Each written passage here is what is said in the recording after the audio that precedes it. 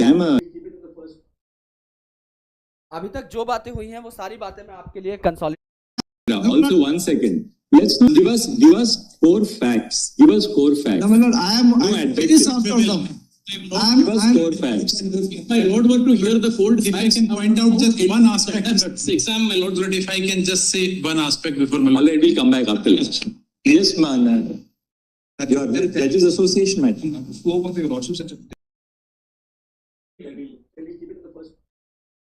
अभी तक जो बातें हुई हैं वो सारी बातें मैं आपके लिए कंसोलिडेट कर देता हूं. अभी तक आज हियरिंग में जो जो चीजें हुई हैं लेट्स कंसोलिडेट, आपको जिससे थोड़ा सा आइडिया लग जाए कि हो क्या रहा है. वैसे अभी तक ऐसा कुछ मेजर हुआ नहीं है.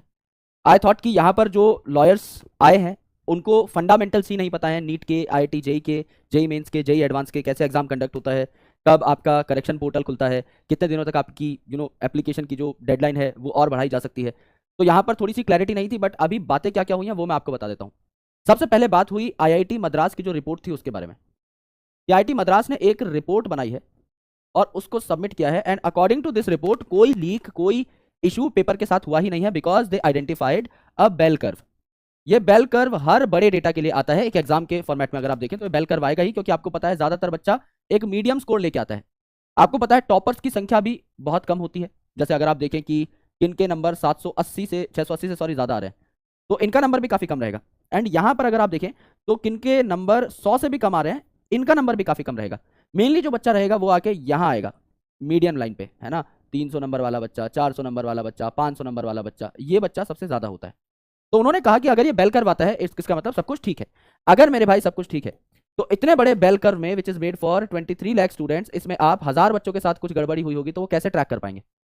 तो डेटा को आप किसी भी तरीके से मैनिपुलेट कर सकते हैं, किसी भी तरीके से फ्रेम कर सकते हैं कि वो दिखने में अच्छा लगे, और मेन बातें आप लोग छुपा सकते हैं. प्लस यहां पर बोला कि टॉप 100 जो बच्चे हैं वो अलग अलग सिटीज में आ रहे हैं. टॉप 100 जो बच्चा है वो अलग अलग शहरों से है. इसकी डिस्ट्रीब्यूशन भी बहुत ज्यादा डाइवर्स है. कुछ राजस्थान से आ रहे हैं, कुछ हरियाणा से आ रहे हैं, कुछ पंजाब से आ रहे हैं, कुछ झारखंड से आ रहे हैं, कुछ उत्तराखंड से आ रहे हैं, कुछ कर्नाटका से आ रहे हैं, तमिलनाडु से आ रहे हैं, एटसेट्रा. बहुत सारे अलग अलग स्टेट से ये आपके टॉप 100 रैंक्स वाले बच्चे आ रहे हैं. लेकिन हमारा जो कंसर्न है वो ये है कि अब जो 61 बच्चा है जिन सब की AIR1 आई है, इसमें से कईयों की AIR1, AIR2, AIR3 are from same cities, are from same centres. हमारा जो कंसर्न था वो ये था कि ऑल इंडिया टॉप 5 में जो बच्चा आया है उनमें से ज्यादातर बच्चा एक ही शहर का है, एक ही सेंटर का है. लेकिन इस डेटा को अगर आप टॉप 100 में फैलाएंगे तो पढ़ने वाला बच्चा जो है, जेन्युइन बच्चा जो है, अच्छा बच्चा जो है, जो सच में टॉप करना डिजर्व करता था, उसने भी टॉप किया ही है. तो यहां पर इस डेटा में ये वाली बात जो है छुप जाती है. और इस बेल कर्व डेटा में ये जो 23 लाख का डेटा है इसमें यूजुअली 1000, 2000, 3000 बच्चों ने अगर गड़बड़ी करी होगी, उनको अगर पेपर मिल गया होगा तो वो बात छुप जाती है. तो यहां पे थोड़ी सी बहस चली. उसके बाद हमारे CGI सर जो हैं उन्होंने एक पर्टिकुलरली डेटा मांगा है कि जिन बच्चों ने बाद में अपना फॉर्म भरा था, ऐसा कहा गया कि लगभग 24,000 बच्चे ऐसे थे जिन्होंने जब रजिस्ट्रेशन पोर्टल रीओपन हुआ था उस टाइम पर अपना फॉर्म भरा. यह रजिस्ट्रेशन पोर्टल रीओपन हुआ था राजस्थान हाई कोर्ट के कहने पे. तो राजस्थान हाई कोर्ट ने जब रजिस्ट्रेशन पोर्टल रीओपन करने को कहा उस टाइम पर 24,000 बच्चे नए आ गए in the pool of 23 lakh students. तो नंबर बन जाता है लगभग 23,33,000 के आसपास. तो 24,000 बच्चा बाद में ऐड हुआ था इस पूल के अंदर. इनमें से कितने बच्चों ने टॉप किया है, प्लस जिन बच्चों ने करेक्शन विंडो का इस्तेमाल करके अपने सेंटर को, अपने सिटी को चेंज किया है, उनमें से कितने बच्चों ने टॉप किया है. यानी अगर कोई ऐसा बच्चा है जिसने एंड में अपनी सिटी बदल दी, सबसे आखिर में आके, तो कोई रीजन रहा होगा उसके पीछे. तो अगर इसने अपनी सिटी बदली है तो इनमें से किन बच्चों ने टॉप किया. एंड यहां पर अगर रजिस्ट्रेशन रीओपन हुए हैं, यहां 24,000 बच्चों ने दोबारा रजिस्ट्रेशन की है, एक फ्रेश रजिस्ट्रेशन अप्लाई करी है, तो इनमें से किन बच्चों ने टॉप किया, ये डेटा भी मांगा गया है. तो अभी हम लीकेज, पेपर लीक, है ना, एबनॉर्मेलिटीज, इन सब तक पहुंचे ही नहीं है और आपका यहां पर लंच भी हो गया. यानी ये मुझे लगता है कि आज डिस्कशन काफी लेट तक चलेगा. 2 से 4 बजे तक का टाइम हमारे पास है, कोर्ट का जो अलॉटेड टाइम रहता है.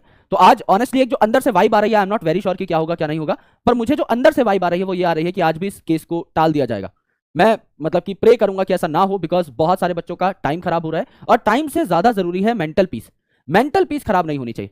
और काफी सारी बच्चे, क्योंकि हम बहुत सारे स्टूडेंट्स के साथ कनेक्शन में हैं, काफी सारे बच्चों से हम लोग रेगुलर बेसिस पे बातें करते रहते हैं, उन बच्चों की जो मेंटल स्थिति है वो बहुत खराब हो रही है, वो बहुत डिटोरेट हो रही है, उसको हम और खराब नहीं कर सकते. इधर we shall take a decision, उस पर हम लोग आगे बढ़ जाएंगे, क्योंकि हमें सुप्रीम कोर्ट पे पूरा भरोसा है, ये हमें डे 1 पे ही पता है.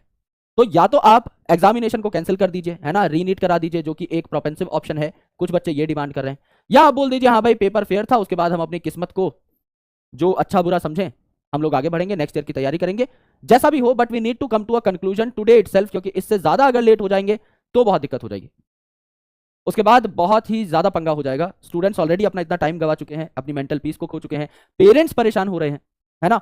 तो पूरा का पूरा एक फैमिली का माहौल, जिसमें एस्पिरेंट है उसकी पूरी फैमिली का माहौल ही जो है वो पूरा टेंशन में चल रहा है। तो इसको एटलीस्ट हमको करेक्ट करना पड़ेगा।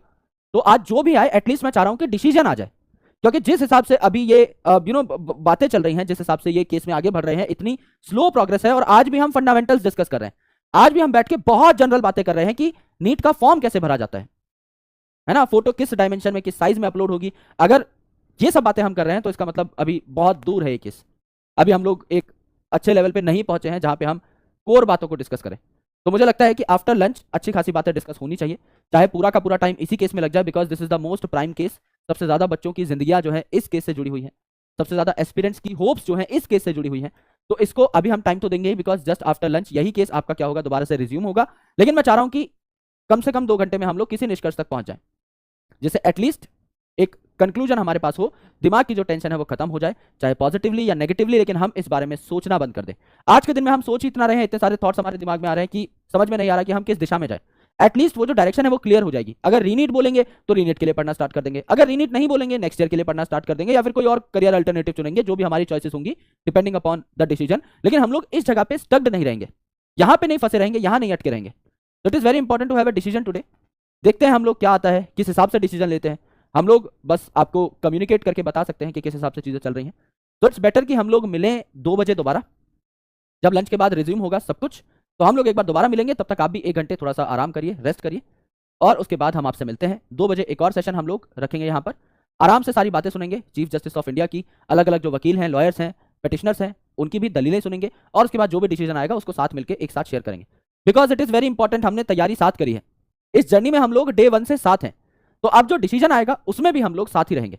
एंड दैट्स वाई मैंने ये सेशन लगवाया था कि जो भी डिसीजन होगा मिलके देखेंगे, मिलके ही इस पे हमारा रिएक्शन आएगा, मिलके ही हम लोग बात करेंगे, and then it would be sorted out. जो भी होगा पॉजिटिव नेगेटिव देख लिया जाएगा। सुप्रीम कोर्ट पे भरोसा है कि अगर वो इतना टाइम ले रहे हैं इस चीज में, तो शायद कुछ ऐसा पता लगाने की कोशिश कर रहे हैं जो आगे चल के बहुत ज्यादा बढ़िया एविडेंस हमारे सामने रखे। सो लेट्स हैव फेथ, और मिलते हैं हम लोग 2 बजे, राइट। तब तक के लिए आप आराम से खाना पीना खाकर आइए, because it's your lunch break too. और उसके बाद हम लोग मिलते हैं और 2 बजे एक बार यहाँ पे दोबारा से इकट्ठे होते हैं। Alright, thank you, bye bye, take care.